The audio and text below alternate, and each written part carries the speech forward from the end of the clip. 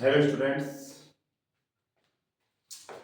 today in this class we are going to learn the combination of two or more simple sentences into one complex sentence by using adverb clause of condition. जी हाँ, आज हम इस class में दो सरल वाक्यों को जोड़कर एक मिश्र वाक्य बनाना सीखेंगे जिसमें हम यूज करेंगे एडवर्ब क्लॉज ऑफ कंडीशन यानी कि शर्त बताने वाला क्रिया विशेषण उपवाक्य। डियर स्टूडेंट्स, ये कुछ सबऑर्डिनेटिंग कंजक्शंस दिए हुए हैं जो कि हमें शर्त बताते हैं। इफ, यदि, अनलेस, इफ नॉट मतलब यदि नहीं या जब तक नहीं, प्रोवाइडेड बशर्ते मतलब ये शर्त है, सो लॉन्ग एज जब तक, इन केस यदि या इस स्थिति में, ऑन कंडीशन दैट इस शर्त पर कि, और वेदर और चाहे, या अथवा कि या आदि कंजक्शंस का हम यूज करने जा रहे हैं दो सरल वाक्यों को जोड़ने के लिए ताकि हमारा कॉम्प्लेक्स सेंटेंस बन सके। तो सबसे पहले हम देखते हैं इफ जो कंजक्शन है, इफ क्लोज किस तरह का होता है, इफ क्लोज से कैसे कॉम्प्लेक्स सेंटेंस हम बनाते हैं। इफ क्लोज से जब कॉम्प्लेक्स सेंटेंस बनाएंगे तो जो इफ क्लोज है वो तीन तरह की कंडीशंस हमारे सामने प्रस्तुत करता है। पहली जो कंडीशन है उसको कहते हैं ओपन कंडीशन, खुली शर्त, या कहो कि पॉसिबल कंडीशन, संभावित शर्त। तो इसमें क्या होता है कि जो इफ क्लोज है यानी वो क्लोज जो इफ से शुरू होगा, इफ क्लोज, उसमें प्रेजेंट सिंपल टेंस आता है या कहें कि प्रेजेंट इंडेफिनिट टेंस आता है, या कहें कि जो सेंटेंस है वो पॉजिटिव, प्रेजेंट इंडेफिनिट का पॉजिटिव अथवा नेगेटिव हो सकता है। प्रेजेंट सिंपल का मतलब है अगर वाक्य पॉजिटिव है तो उसमें हम सिंगुलर सब्जेक्ट्स के साथ मेन वर्ब की फर्स्ट फॉर्म में एस या ईएस लगा देते हैं। अगर सब्जेक्ट प्लूरल होता है तो हम मेन वर्ब की फर्स्ट फॉर्म यूज करते हैं। और अगर सेंटेंस नेगेटिव बनाना होता है तो प्रेजेंट सिंपल में हम हेल्पिंग वर्ब डू, डज और नोट का यूज करते हैं। सिंगुलर सब्जेक्ट के साथ डज, प्लूरल सब्जेक्ट के साथ डू हेल्पिंग वर्ब यूज होती है। दूसरा जो सेंटेंस होगा, जो प्रिंसिपल क्लॉज होगा, मेन क्लॉज होगा, वो परिणाम बताएगा। प्रिंसिपल क्लॉज जो होगा वो फ्यूचर सिंपल टेंस में होगा, और फ्यूचर सिंपल का मतलब है विल या shall helping verb plus main verb की फर्स्ट फॉर्म। शैल जो हेल्पिंग वर्ब है उसका यूज हम आई और वी सब्जेक्ट के साथ करेंगे। बाकी सभी जो भी सब्जेक्ट्स हो, चाहे नाउन हो या प्रोनाउन, सब के साथ विल हेल्पिंग वर्ब का यूज करेंगे। तो इफ जो क्लोज है प्रेजेंट सिंपल में आएगा, ये सबऑर्डिनेट क्लोज होगा, और जो फ्यूचर टेंस में आएगा वो प्रिंसिपल क्लोज होगा। ये परिणाम बताएगा, ये शर्त बताता है। Dear students, if clause open condition में यहां हम इनफॉर्मली फ्यूचर सिंपल टेंस की जगह किसी मॉडल का भी यूज हम कर सकते हैं अपने मनोभाव के अनुसार। तो चलिए पहले ये देखते हैं स्ट्रक्चर। सबसे पहले इफ, प्रेजेंट सिंपल और फ्यूचर सिंपल। अब आप इसको उल्टा भी कर सकते हैं, प्रिंसिपल क्लोज से कॉम्प्लेक्स सेंटेंस को शुरू करें, उसके बाद आप जो सबऑर्डिनेट क्लोज है वो लगा सकते हैं, या सबऑर्डिनेट क्लोज से आप सेंटेंस शुरू करें, फिर कॉमा लगाएं, फिर आप प्रिंसिपल क्लोज आगे लगाएं। तो देखिए एक सेंटेंस है, you will pass you work hard. इसमें क्या है, खुली शर्त है, अगर आप ऐसा करोगे तो ये हो जाएगा, ऐसा नहीं करोगे तो ये नहीं होगा। ओपन कंडीशन है और इसमें पॉसिबिलिटी की संभावना होती है। संभावना यानी काम को के पूर्ण होने की संभावना होती है इसमें। तो you will pass, you will work hard, तुम पास हो जाओगे, तुम मेहनत करोगे। अब इसमें हम देखते हैं कि कौन सा सेंटेंस है जो परिणाम बता रहा है। परिणाम बता रहा है कि पास हो जाओगे। शर्त क्या है, क्या करना पड़ेगा इसके लिए, हमें मेहनत करनी पड़ेगी। तो ये मेहनत वाला वाक्य ये क्या है, सबऑर्डिनेट, और ये क्या है, प्रिंसिपल क्लोज। तो हम कैसे शुरू करेंगे, इफ का लगाएंगे जो सबऑर्डिनेट क्लोज है। सबऑर्डिनेट क्लोज कौन सा है, ये वाला, तो इसमें इफ लगा दो आप। If you work hard, comma, you will pass, या उल्टा कर लो, यू विल पास ये प्रिंसिपल क्लोज है, और फिर ये आ गया subordinate close, if you work hard, यदि आप मेहनत करोगे। अगला सेंटेंस नेगेटिव दे रखा है, देखिए, the farmer will not plough the field, किसान खेत नहीं जोतेगा, इट डज नॉट रेन, बरसात नहीं होती है। तो कौन सी जो शर्त है इसमें, जब खेत जुतेगा बरसात होना, तो शर्त क्या है, बरसात होना। रिजल्ट क्या निकलेगा, नेगेटिव। ये नेगेटिव शर्त हो गई, अगर बरसात नहीं होती है तो परिणाम भी नेगेटिव क्या हो रहा है, किसान खेत नहीं जोतेगा। तो हम क्या करेंगे, इफ लगा देंगे सबऑर्डिनेटिंग क्लोज में, if it does not rain, comma, the farmer will not plough the field, principal clause बाद में, या उल्टा कर लो, the farmer will not plough the field if it does not rain. तो डियर स्टूडेंट्स, इफ क्लोज में, open condition में, हम इफ के बाद present simple tense first form s do does not का यूज कर सकते हैं, और आगे future simple tense will sell का यूज करते हैं फर्स्ट फॉर्म का। मैंने अभी बताया कि यहाँ हम मॉडल भी यूज कर सकते हैं, कैन मॉडल, मे मॉडल आदि। इसके अलावा अगर ओपन कंडीशन में जो सबऑर्डिनेटिंग क्लॉज है अगर वो नेगेटिव है, तो आप डू डज नॉट की बजाय आप मेन वर्ब की फर्स्ट ऐसे इसका यूज कर सकते हैं, लेकिन यहाँ जो कंजप्शन है वो इफ की जगह हम लगा देंगे अनलेस, क्योंकि इफ पॉजिटिव है, अनलेस नेगेटिव है, इफ यदि और अनलेस यदि नहीं। तो चलिए कुछ सेंटेंस हम देखते हैं जिनको हम बजाय इफ के अनलेस से भी शुरू कर सकते हैं, बजाय इफ के हम शुड से भी शुरू कर सकते हैं। किसको, इफ क्लॉज को, सबऑर्डिनेटिंग क्लॉज को हम शुड से भी शुरू कर सकते हैं, लेकिन टेंस प्रेजेंट सिंपल और शर्त ओपन ही होनी चाहिए।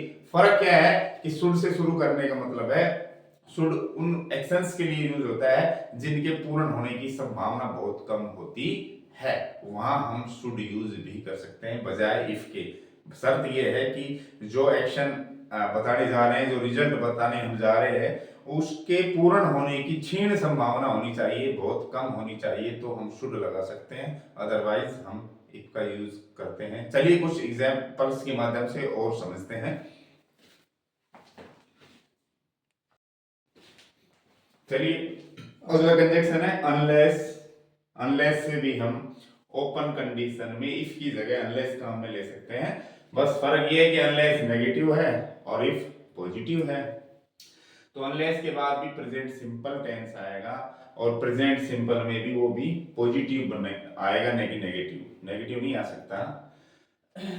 तो अनलेस के बाद प्रेजेंट सिंपल में जो सेंटेंस क्लोज आएगा वो पॉजिटिव आएगा, उसके बाद फ्यूचर सिंपल वही विल या सेल, और वो भी नेगेटिव रिजल्ट के साथ आएगा, चाहे ये पॉजिटिव हो या नेगेटिव हो फ्यूचर सिंपल, लेकिन सेंस नेगेटिव, रिजल्ट नेगेटिव होगा इसका। तो चलिए देखते हैं, सी डज नॉट वर्क हार्ड, वो मेहनत नहीं करती है, सी विल फेल, वो फेल हो जाएगी। परिणाम क्या है, फेल होना। शर्त क्या है, यदि मेहनत नहीं करेगी। तो ये शर्त वाला वाक्य हो गया, ठीक है। और अगर इफ से जुड़ा है तो कोई बात नहीं है, यहाँ इफ लगा देंगे, if she does not work hard comma she will fail. लेकिन अनलेस से ये जुड़वा रहा है, तो अनलेस से अगर वाक्य सेंटेंस आपसे जुड़वाएगा तो जो शर्त वाला सेंटेंस आपको दिया जाएगा वो नेगेटिव देगा, डू नॉट या डज नॉट आपको मिलेगा। आपको करना क्या है, उसको पॉजिटिव में बदलना है, क्योंकि अनलेस खुद नेगेटिव है, तो क्लोज जो है वो कैसा होना चाहिए, पॉजिटिव। तो हम क्या करेंगे, सबसे पहले अनलेस लगाएंगे, फिर जो आपको परिणाम बता रहे हैं, क्लोज, कंडीशनल क्लोज कहो या सबऑर्डिनेटिंग क्लोज कहो, वो सिंपल प्रेजेंट सिंपल में पॉजिटिव बना के रखेंगे आप, अर्थात डू नॉट डज नॉट को हटा देंगे, और सब्जेक्ट अगर प्लूरल है तो फर्स्ट फॉर्म यूज करेंगे, सिंगुलर है तो उसमें एस या ईएस जोड़ देंगे। देखिए अनलेस ये है अपना शर्त वाला क्लोज, यदि वो मेहनत नहीं करती है, तो अनलेस ये हट जाएगा, ये सिंगुलर सब्जेक्ट इसलिए इसमें एस लग जाएगा, अनलेस सी वर्क्स हार्ड, तो इसका अर्थ भी वही आ रहा है जो इसका आ रहा था, यदि वह मेहनत नहीं करती है। इसका अर्थ भी वही है, यदि वह मेहनत नहीं करती है, क्योंकि ये नेगेटिव है, जो कंजक्शन है खुद ही नेगेटिव है, तो हमें हेल्पिंग वर्ब और नोट लगाने की जरूरत नहीं होती है, तो वो हटा दिया जाता है फर्स्ट फॉर्म, या ऐसे इसका यूज हम करते हैं। तो आगे प्रिंसिपल क्लोज है वो फेल हो जाएगी, नेगेटिव सेंस आएगा, इसका भी परिणाम नेगेटिव बताएगा कि वो फेल हो जाएगी। या इसको ऐसे भी दिया जा सकता था, सी विल नॉट पास, वो पास नहीं होगी, तो भी वही बात है। ये इस तरह से देखे शब्द नेगेटिव सेंस वाला लगाया जा सकता है बिना नोट के, तो सी विल फेल बात वही है, वो फेल हो जाएगी। तो मेरे कहने का मतलब है जो इफ क्लोज है, ओपन जो कंडीशन है पहली शर्त, उसमें हम इफ क्लोज इफ से भी शुरू कर सकते हैं और अनलेस से भी उसको हम शुरू कर सकते हैं, और शुड से भी हम उसको शुरू कर सकते हैं। लेकिन शुड से शुरू करने का मतलब ये होता है कि शुड से हम ऐसे एक्शंस को ही जोड़ सकते हैं जिनके घटित होने की संभावना बहुत कम होती है, ऐसे क्लोज को ही हम शुड से जोड़ेंगे। ये अपन डिपेंड करता है अपने मूड पर। इनफॉर्मली हम शुड यूज कर सकते हैं, फॉर्मली हम इफ या अनलेस का यूज करते हैं। और आपको लगे भाई इस काम में इसकी काम के पूर्ण होने की या घटित होने की संभावना बहुत क्षीण है, तो हम शुड से भी इसको शुरू कर सकते हैं। जैसे आप अपील करें करते हैं, लोग हेल्प आपकी हेल्प करेंगे, तो ये कहना चाह रहा है कि यदि आप अपील करें तो लोग आपकी मदद करेंगे। तो जरूर नहीं अपील करें और लोग मदद करें, जरूरी नहीं अपील नहीं करें और लोग मदद करें, जरूरी नहीं कि अपील करते और फिर लोग उसकी मदद करें या नहीं करें। तो इनके घटित इन एक्शंस के घटित होने की संभावना बहुत कम है। तो यहाँ हम शुड से इसको जोड़ना चाहेंगे, तो शुड सबसे पहले आएगा, फिर वही प्रेजेंट सिंपल आएगा, शुड फर्स्ट फॉर्म ऐसे जो भी है, उसके बाद दूसरा जो सेंटेंस है वो आ जाएगा। तो इसमें क्या है, लोग मदद करेंगे, ये तो क्या है प्रिंसिपल क्लोज है, कब करेंगे, शर्त ये है कि आप अपील करेंगे, तो यही शुड लगा दो आप, should you make a appeal, make an appeal comma people will help you, या इसका वाइस वर्सा कर दो, people will help you, should you make an appeal. तो डियर स्टूडेंट्स, ये थी अपनी इफ क्लोज की पहली कंडीशन, जिसमें ओपन कंडीशन को हम इफ से या अनलेस से या शुड से शुरू कर सकते हैं, और जो प्रिंसिपल क्लोज है वो फ्यूचर सिंपल की जगह किसी मॉडल से भी बन सकता है, उसमें आप मॉडल भी इस्तेमाल कर सकते हैं, कैन में आदि मॉडल आप यूज कर सकते हैं। जैसे सी विल फेल की जगह मैं कह सकता हूं सी मे फेल, वो फेल हो सकती है पॉसिबिलिटी, या मैं कहूं पीपल विल हेल्प यू की जगह पीपल कैन हेल्प यू। तो इस तरह मॉडल भी प्रिंसिपल क्लोज में कैन या में यूज हो सकते हैं बजाय फ्यूचर सिंपल के। चलिए अब देखते हैं जो दूसरी कंडीशन है इफ क्लोज की। इफ क्लोज की पहली शर्त तो है खुली शर्त, ऐसा करोगे तो ऐसा हो जाएगा। अब दूसरी कंडीशन क्या है, चलिए जानते हैं। चलिए दूसरी कंडीशन देखते हैं, इमेजिनरी या इम्प्रोबेबल कंडीशन, यानी कि काल्पनिक या असंभावित शर्त, यानी इसमें सब्जेक्ट द्वारा कल्पना की जाएगी और उसके पूरे होने की संभावना नहीं होती है, इसलिए इसको हम काल्पनिक या असंभावित शर्त कहते हैं। इसका जो स्ट्रक्चर है, इफ से शुरू करेंगे, उसके बाद खुली शर्त में प्रेजेंट सिंपल था, अब पास्ट सिंपल आएगा। पास्ट सिंपल का मतलब है मेन वर्ब की सेकंड फॉर्म का यूज करेंगे, और अगर नेगेटिव सेंटेंस है तो डिड नॉट और मेन वर्ब की फर्स्ट फॉर्म का यूज हम करेंगे। उसके बाद यहाँ फ्यूचर सिंपल आ रहा था खुली शर्त में, यहाँ फ्यूचर सिंपल ही आएगा लेकिन इन पास्ट हो जाएगा, मतलब विल का वुड करना है हमें, शुड यूज ना करें। जैसे फ्यूचर सिंपल का मतलब है विल और शैल, और फ्यूचर सिंपल इन पास्ट का मतलब है वुड और शुड, लेकिन यूज हमें सिर्फ और सिर्फ वुड करना है, शुड नहीं करना है यहाँ पर। तो देखिए सी केम हियर, वो यहाँ आती या आई थी, आई वुड हेल्प हर, मैं उसकी मदद करता। तो इसमें जो कंडीशन है वो क्या है, मदद करने की, ये तो है मैं मदद करता प्रिंसिपल क्लोज, और कंडीशन क्या है वो यहाँ आती तभी तो मदद करता। तो ये आपको पास्ट इंडेफिनिट में दिख रहा है, एक सेकंड फॉर्म है, ये यहाँ वुड दिख रहा है आपको, फ्यूचर इंडेफिनिट इन पास्ट है। तो क्या करेंगे, इफ के बाद पास्ट सिंपल वाला जो सेंटेंस है या कहेंगी जो कंडीशन हमें बता रहा है वो लगा देंगे। इफ सी केम हियर, यदि वो यहाँ आती, comma I would help her, तो मैं उसकी मदद करता, ये सेंटेंस हो जाएगा। और उसमें क्या होता, खुली शर्त में, यदि वो यहाँ आएगी तो मैं उसकी मदद करूंगा। प्रेजेंट में उसमें क्या आ रहा था कंडीशन, ये पास्ट में कंडीशन आ रही है। उसमें फर्स्ट फॉर्म थी, इसमें सेकंड है। इसमें विल सेल था, इसमें सिर्फ वुड है।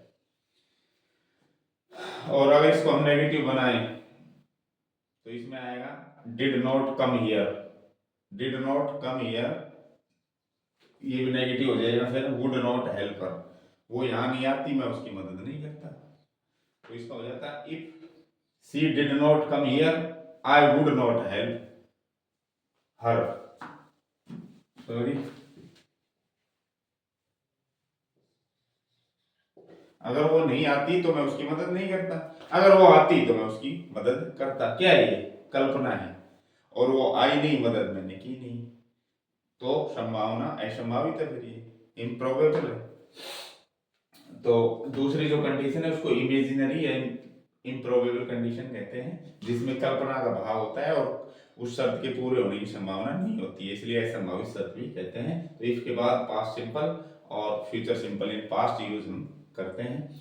इसी तरह अगला सेंटेंस है आई would fly in the sky, मैं आसमान में उड़ता। आई वॉज ए बर्ड, मैं एक पक्षी था, होता।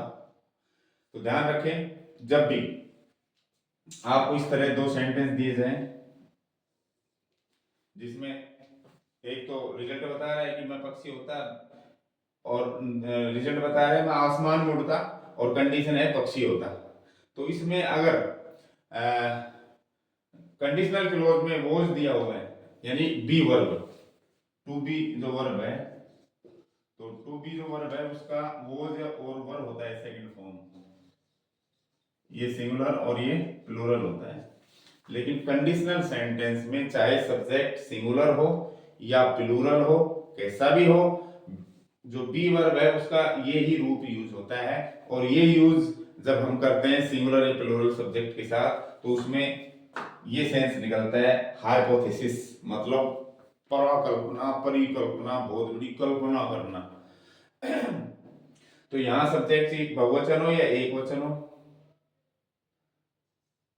भाई इसमें आपको टेंस के हिसाब से दिया हो, जैसे ही, सी, इट, नेम, आई के साथ वोज, यू, वी, दे के साथ वर, लेकिन आपको कंडीशन अगर इफ से वर्ब जुड़वाए तो आपको बी वर्ब का सिर्फ और सिर्फ वर ही फॉर्म यूज करना है, वोज यूज नहीं करना। जैसे मैंने इसमें वोज दे दिया, लेकिन अब यूज होगा कंडीशनल क्लोज है, कैसे पता इफ से जुड़वा रहा है, तो वोज या वर कभी भी वोज दिया हो आपको वर ही यूज करना है। जैसे इफ, इफ हाइपोथेसिस परिकल्पना वाला वाक्य कौन सा है, कंडीशन वाला, ये है मैं पक्षी होता। तो if I were a bird, was नहीं आएगा यहाँ पर, यहाँ सी हो, ही हो, इट हो, कुछ भी हो, और अगर बी का फॉर्म यूज करवा रहा है तो वर ही यूज होता है, सेकंड फॉर्म है वॉज वर, और उसमें भी वर ही यूज होगा। If I were a bird, यदि मैं पक्षी होता, I would fly in the sky, तो मैं आसमान में उड़ता। या उल्टा कर लो, I would fly in the sky if I were a bird. तो डियर स्टूडेंट्स, पास्ट सिंपल ही है, ये सेकंड फॉर्म है, यहाँ सेकंड फॉर्म केम आई थी, यहाँ बी की सेकंड फॉर्म आई हुई है क्या, वर। और बी की कभी भी कंडीशनल क्लोज में फॉर्म लगानी हो तो हमेशा और हमेशा चाहे सब्जेक्ट सिंगुलर हो, वर ही यूज होगी, फिर वो सेंस देगा हाइपोथेसिस का, मतलब परिकल्पना का। और जो वर वाला क्लोज है, हाइपोथेसिस वाला जो क्लोज है, वर वर वाला, उसको हम वर से भी शुरू कर सकते हैं बजाय इफ के।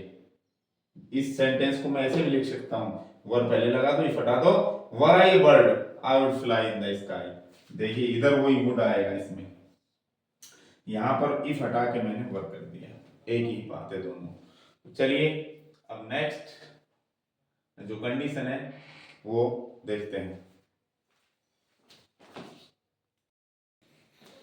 चलिए देखते हैं इन केस के बाद पास्ट सिंपल हो तो क्या होगा। दूसरा जो प्रिंसिपल क्लोज है वो भी पास्ट सिंपल में होगा। इसका फिर जो सेंस है ये होगा बिकॉज दिस माइट हैपन, क्योंकि ऐसा हो सकता था, ये सेंस आएगा। और प्रेजेंट सिंपल आने पर ऐसा हो सकता है, ये इसका सेंस निकलता है। तो देखो, वह हमेशा मोबाइल रखता था, उसकी पत्नी किसी भी समय रिंग कर देती थी, घंटी कर देती थी, फोन कर लेती थी किसी भी समय। तो इस वाय को हम इफ से भी जोड़ सकते हैं। तो इसका अर्थ तो ये होगा कि वो हमेशा मोबाइल रखता था। क्यों रखता था, कब रखता था? यदि उसकी पत्नी हमें कभी भी कॉल करती थी तो कॉल करती थी तो ही वो मोबाइल रखता था। इसका मतलब तो ये हुआ, कॉल नहीं करती तो वो मोबाइल नहीं रखता। लेकिन इन केस का मतलब है चाहे उसकी पत्नी कॉल करती थी या नहीं करती थी, वो हमेशा मोबाइल रखता ही था, ये अर्थ है इसका। तो इन केस के बाद पास्ट सिंपल ढूंढो, कहाँ है? ये रहा, ये भी पास्ट सिंपल, ये भी। लेकिन ये वाला संभावना वाला ढूंढो, कौन सा? शर्त वाला ढूंढो। शर्त वाला ये है कि उसकी पत्नी किसी भी समय कॉल करती थी, तो परिणाम क्या है? वो मोबाइल रखता था। तो यही है शर्त वाला sentence. In case her wife rain any time, comma, ये प्रिंसिपल क्लोज इधर आ जाएगा, ही ऑलवेज केप्ट मोबाइल, या उल्टा कर लो, he always kept mobile in case her wife rain any time. वो ऐसी स्थिति में कि उसकी पत्नी फोन कर सकती थी कभी भी, ऐसी स्थिति में वो मोबाइल रखता था। स्थिति क्या थी कि फोन उसकी पत्नी कर भी सकती थी और नहीं भी, उसकी पत्नी का फोन आ भी सकता था, नहीं भी, और वो हमेशा मोबाइल रखता था। इसका मतलब ये हुआ।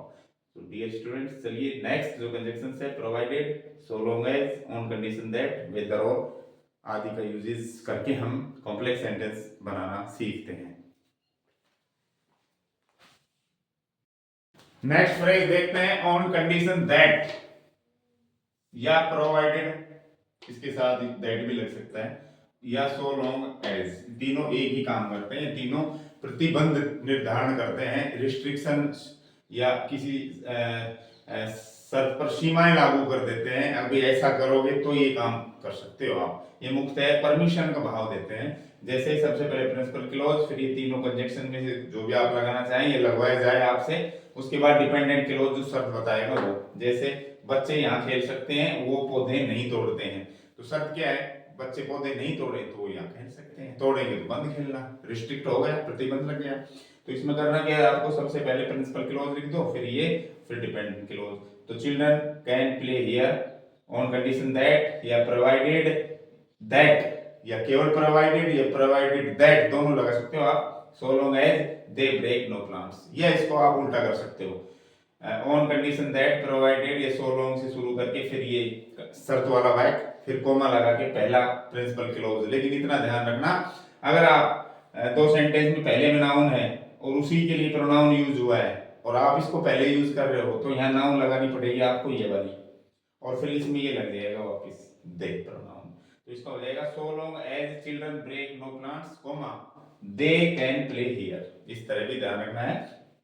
कई बार एंड है ना, एंड भी शर्त का काम कर देता है, शर्त बताने का काम एंड भी कर देता है। कब करता है? जब दो सेंटेंस हो जिसमें एक इंपेरेटिव हो, मतलब मेन वर्ब की फर्स्ट फॉर्म से शुरू हो, और दूसरा सेंटेंस फ्यूचर सिंपल में हो, फ्यूचर सिंपल में हो, और वो भी असर्टिव होना चाहिए, पॉजिटिव या नेगेटिव कैसा भी हो।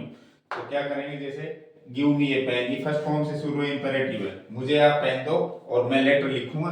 तो शर्त ये है भाई, मैं लेटर कब लिखूंगा? शर्त क्या है? जब आप मुझे पेन देंगे, तो आप मुझे पेन दीजिए और मैं लेटर लिख दूंगा।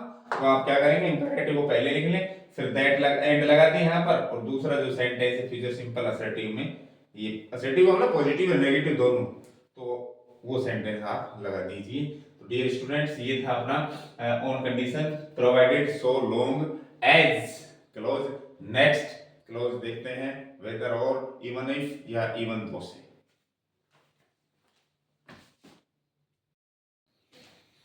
नेक्स्ट क्लोज है अपना वेदर और close, even if close, even though close, तीनों का एक ही काम है। क्या? ये कंपल्सन को बताते हैं, किसी काम की अनिवार्यता के लिए बताते हैं। अब ये काम आपको करना ही होगा, और इसका जो सेंस है वो निकलता है चाहे कुछ भी हो, हर हालत में ये काम आपको करना ही होगा, चाहे कंडीशन कुछ भी हो। क्या करेंगे, प्रिंसिपल क्लोज इनमें से कोई सा एक कंजक्शन, फिर डिपेंडेंट क्लोज जो शर्त बताएगा वो। जैसे तुम्हें रिपब्लिक डे पर आना होगा, मस्ट वैसे भी मस्ट लगा रखा है, तुम्हें रिपब्लिक डे पर आना होगा, आना पड़ेगा, यू आर एन हेल्दी, तुम अस्वस्थ हो।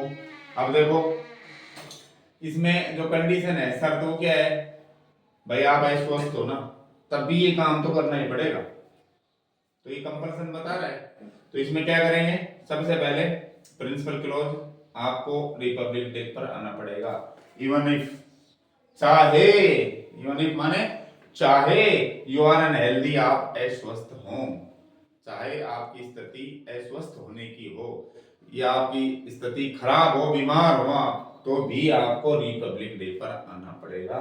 तो यहाँ पर हम तीनों के तीनों कोई से भी कंजक्शन फिट कर सकते हैं, लेकिन जब वेदर का करेंगे तो वेदर के साथ जो इसका जोड़ा है पेयर और, वो लगाना पड़ेगा। जैसे you must come on the Republic Day, whether, whether you are unhealthy, और नॉट शब्द आपको जोड़ना पड़ेगा, adverb of negation, you are healthy और नॉट, चाहे आप हेल्दी हैं या अनहेल्दी हैं, इसका मतलब ये हुआ। अब इसमें तो अनहेल्दी था, अब इसको वेदर के साथ हेल्दी को पॉजिटिव किया हमने, अनहेल्दी में अन हटा के पॉजिटिव करके फिर नेगेटिवली और लगा के नोट लगा दिया हमने।